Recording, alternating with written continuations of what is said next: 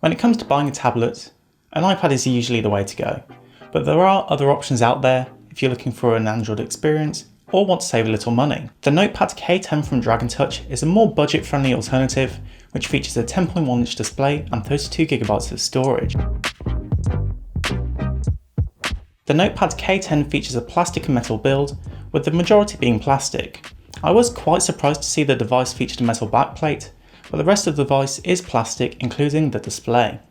I would have personally found it nice to have a glass display and a plastic back, but this is what I would expect to see on a budget-focused tablet. The tablet has a good weight to it. It's not too lightweight to the point where it feels cheap, but it doesn't feel too heavy to carry around or hold when in use, weighing in at just under 530 grams. The front of the tablet is home to the 10.1-inch display, as well as the front-facing camera. Although the display is a plastic surface, which does mean that it will be more prone to scratches, it will be able to better withstand accidental drops and work well as a tablet for children who may be a little less gentle with the tablet.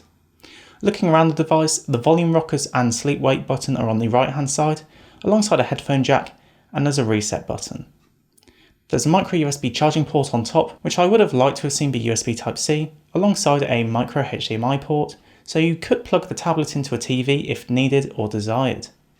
Flipping over the tablet, the back is home to the rear-facing camera and flash, rear-facing speakers and micro SD card slot, allowing you to add an extra 128GB of storage to the tablet, which makes it great for storing media for a holiday or long car journey. Overall, the design of the tablet is okay. It's nothing crazy, but it gets the job done. As far as build quality goes, the buttons and surfaces feel good, but the tablet itself does have some flex to it, which is not so good.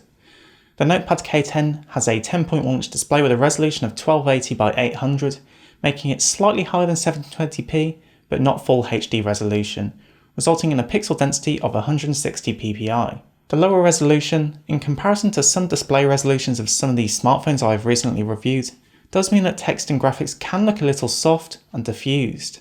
The lower resolution also means that interface elements within apps can also take up quite a bit of screen real estate. This isn't much of a problem if you're watching video content, but if you're doing some reading in the browser, for example, quite a lot of the screen is taken up by the user interface. The display is an LCD panel which offers decent brightness and saturation, and looking at photos and watching videos is pleasant.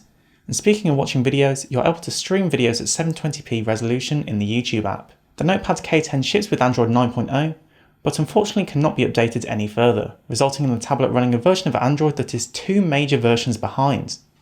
Android 11 is the latest version at the time of this review. I was able to perform one software update which installed a security update from October 2019, 13 months ago, but this is an issue that can arise with budget Android devices.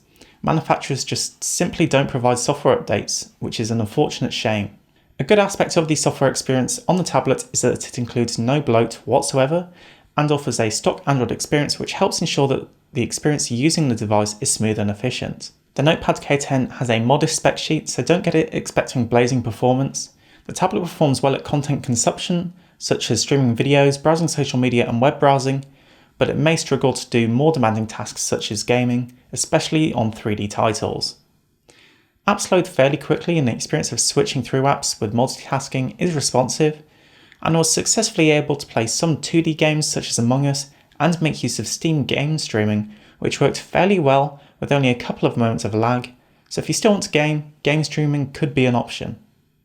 The tablet is powered by an ARM Cortex A53 processor and features 2GB of RAM. If you're interested in benchmarks, the device scored on Geekbench 90 points on the single-core benchmark and 348 points on the multi-core benchmark.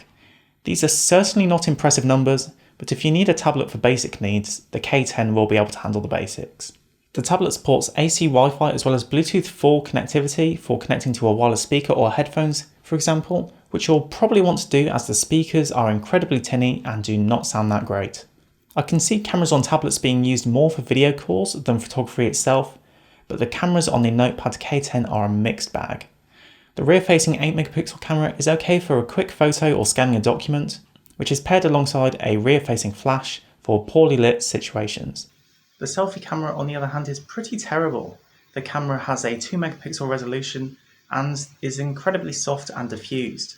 For a quick video call to a family member or friend, it's not the end of the world, but I would have expected better for a tablet in 2020.